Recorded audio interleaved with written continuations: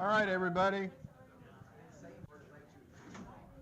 So there's a few things that I want to talk about before we get into the inverted material. And so there's some slides in here. We won't cover all of them, but I want to talk a little bit about Fischer projections. And these are ways in which we take three-dimensional molecules, project them onto a two-dimensional surface. Very similar in a lot of respects to what we were doing in what other projection? Newman projection, except in the Newman projection we were looking down a particular carbon-carbon bond, right? And seeing how things were conformationally aligned or arranged around the two carbons that we were looking down the bond of, okay? In a Fischer projection, however, you're looking at a chain, so you have to line the carbon chain up, kind of up and down, if you will. And if you imagine taking that outside when the sun is high and looking at what's on the sidewalk, what you would have is a Fischer projection. So basically you're taking your model kit, you're building a model, you're lining it up to the board, and then you're smashing everything into the wall. And when you do that, because everything's sp3 hybridized, or for the most part everything's sp3 hybridized, right? When you smash something that's sp3 hybridized, it looks like everything has 90-degree bond angles. We know that's not true. That's just the projection, so don't get that confused. So if you imagine looking at, how would we name this molecule? 2-chlorobutane. It has the R stereochemistry, and so the bonds are like this. And when we look at the projection, when we smash it, we know that the hydrogen's going to be here on the left, the chlorine's going to be on the right. This is a carbon atom at the intersection, and then we've got everything else that's attached to it. So it's a great way to look at some chiral molecules. This is particularly useful in sugar chemistry, and when you get to biochemistry or your molecular biology classes, they will show sugars in this form. So you have the ring closed form of sugars and you have the ring open form, which we'll learn more about later in this class. But a lot of times they will actually express sugars as these Fischer projections. I have to admit to you, this is not my favorite way to represent molecules because it's real easy to mess it up. So for example, there's some things that you can and cannot do with a Fischer projection. If you accidentally flip these two, you have the enantiomer. And if you have more than one stereocenter, all of a sudden you start making diastereomers, which really gets kind of confusing. You can only turn the model in 180-degree increments. If you turn it 90 degrees, you no longer have the correct representation, okay? And so I think it's a little overly confusing, but it does have uses, again, like I said, like in sugar chemistry. So basically everything that is vertical is behind the plane of the board, or whatever the sheet of paper is. Everything that is horizontal is coming out towards you. And where the two lines intersect, that's a carbon atom, and that carbon atom is in the plane of whatever we're projecting onto, right? And so this carbon atom is in the plane of the papers, you can see. And so the methyl group, that group are going away from us, okay? So I'm going to skip through this real quick because that was pretty well covered in the inverted lecture. I want to talk a little bit about molecules with more than one stereocenter, okay? This is cholic acid. It's a natural product. How many chiral centers do you see there? Many. Okay. How many? Many. I see 1, 2, 3, 4, 5, 6, 7, 8, 9, 10, 11. I see 11 chiral centers. Yeah, well, that's good. So there are 11 chiral centers. Nature makes just that molecule. The maximum number of stereoisomers, however, is 2 to the 11th. Why does that math make sense? Because each chiral center we can either have what? R or S. So you have two options at each center, and we have 11 centers. That's why you end up with 2 to the 11th. And if you do the math, that's 2,048 possible stereoisomers. If we went into the lab and tried to synthesize cholic acid, where at each chiral center we were just doing it as a 50-50 mixture, you would have at the end of that synthesis in your flask 2,048 different compounds. Some of them would be enantiomers of each other, but some of them would be diastereomers. What separates or what distinguishes a diastereomer from an enantiomer? All right, so enantiomers we know are non-superimposable mirror images, but a diastereomer is not a mirror image, right? So what do we know about enantiomers in terms of their physical properties? If I compare enantiomer A and enantiomer B, what do I know about their physical properties? They're the same in everything except what? How they rotate plane polarized light, right? Very good. So they have the same melting points, same boiling points, same NMR data, same IR data, same TLC, same GC, blah, blah, blah, blah, blah, okay? But they will rotate plane polarized light differently, okay? Same magnitude, but opposite directions, right? What about diastereomers? How would a diastereomer's physical properties compare to a pair of enantiomers? Same or different? They are different. They will have different spectra. They will have different melting points. They will have a whole lot of differences, okay? So enantiomers have the same physical properties, but diastereomers have different physical properties. Only one of those 2,048 is natural cholic acid, and a second one of that 2,048 is the enantiomer of cholic acid. Mother Nature only makes one. She's very good at what she does, okay? And we're trying to mimic that all the time in lab. We try to make just one stereoisomer.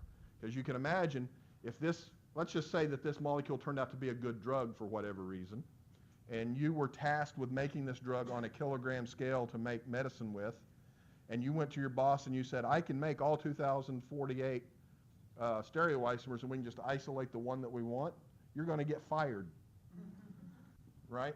You're going to get fired because you're wasting a lot of resources. You're throwing away 2,047 that we have to sit there and manufacture. You're not going to keep your job, right? So how we do this is actually a big challenge in chemistry today. How do we make one stereoisomer exactly as we need it? Okay? Lots of Nobel Prizes have been awarded for development of reactions that can do this kind of thing. Okay, so it is very, very important. So we're going to skip through that real quick. A meso compound is achiral, but it contains chiral centers. Why would something that contains chiral centers be achiral? Okay, it could have two of them. It can actually have more than two, but it has to have at least two. But I can have two chiral centers that something's still chiral. What would a meso compound contain? A plane of symmetry, a mirror plane of symmetry. So you can look at and have two chiral centers, okay, but in fact have a molecule that is achiral. So if you look at this model, right, you can see that for the red sphere we've got the bromine, right? So I've got a bromine, a hydrogen, a methyl group, and then this group. There's four different things on that carbon. Just like there's four different things on this carbon. But there's a mirror plane that runs through it. Okay, so it is meso. Okay, that's what we mean. It's got a mirror plane of symmetry, but yet it contains stereogenic centers. What will it do with plane polarized light? It won't rotate it, because the one chiral center will rotate it one way and the other chiral center will rotate it exactly the opposite way. Those cancel out and you get no rotation. Okay? Now, separation of enantiomers turns out to be something that we do all the time in my laboratory, because we do chiral synthesis in my lab. We try to make one enantiomer, but we have to have a way of analyzing that. Think about the ways that you all have analyzed things in the lab so far. You've done TLC, right? You've done the TLC lab, which is chromatography. Well, we use a special kind of chromatography called chiral chromatography. And imagine that I gave you a TLC plate that was coated with something that already was enantiomerically pure. And we can think of enantiomers as hands, right? So on that TLC plate, I put the right hand of something on it. And imagine that the molecule that we just made was a glove, right? We know that a right hand likes to fit in what kind of glove? A right glove, but not a left glove, right?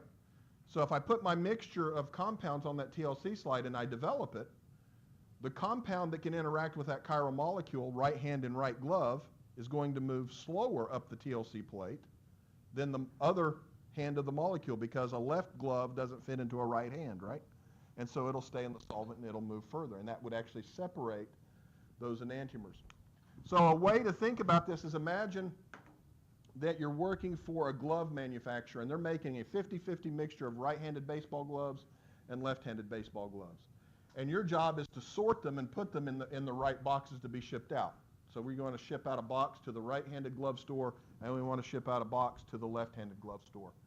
The way that you would do that, as the gloves are coming by, you would take your right hand, if you're right-handed, because it's easy to do, and you would stick your hand in the gloves, and if they fit, you would pull them out, right? If it doesn't fit, you would let them just continue by. That's the same thing as chiral resolution. But we know that enantiomers have the same properties, except when they're interacting with other chiral molecules, because my right hand in my right glove is a diastereomer to my right hand in a left glove.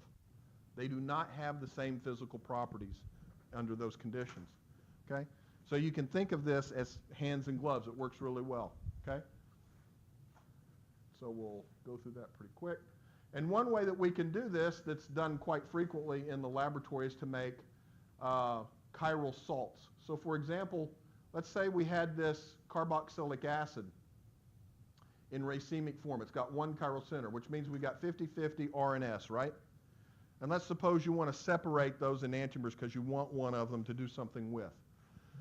Well, what you can do is you can turn to nature, and there are these things called alkaloids, which are bases. And we know that acids react with bases to make salts, right?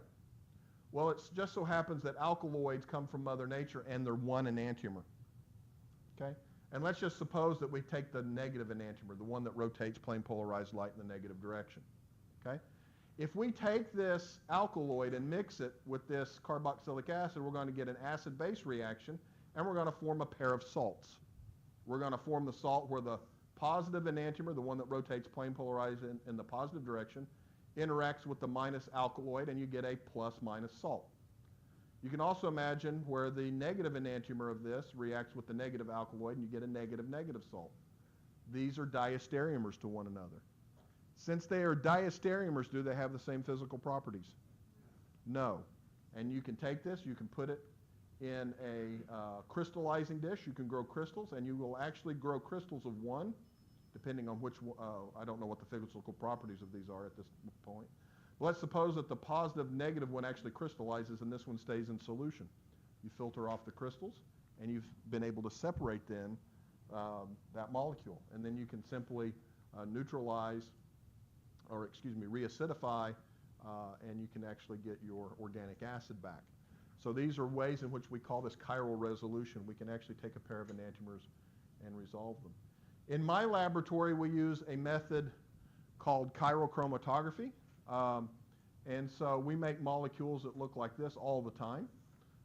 And we use an enzyme to do this, to make enantiomerically enriched molecules. We use a molecule called pig liver esterase, and it makes these chiral carboxylic acid. So you can see we've got a carboxylic acid, we've got an ester, we've got this phenyl group, and we've got a methyl group out here, okay? And if we had a racemic mixture of this, this is how the chiral chromatogram looks. This is one enantiomer coming off the chiral column. This is another enantiomer coming off the chiral column. And we simply just put a beaker under the machine as these things are coming out, and we can collect the two enantiomers. And if you integrated these, looked at the area under the curve, you would see that they're exactly identical. So you have the same amount of this as you have of this. However, when we use pig liver esterase, what can you tell me about the areas of those two curves?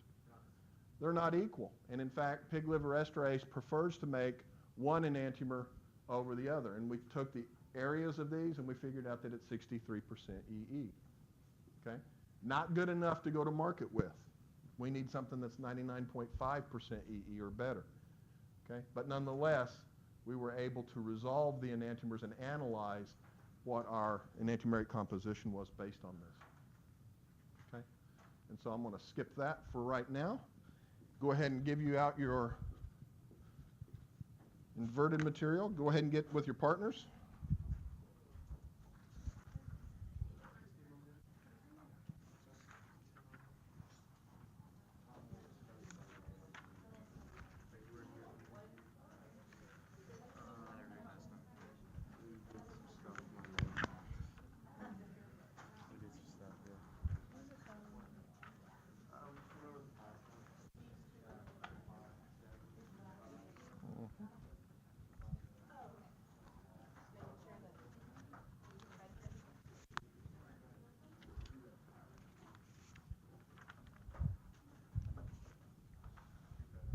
Who are you going to partner up with?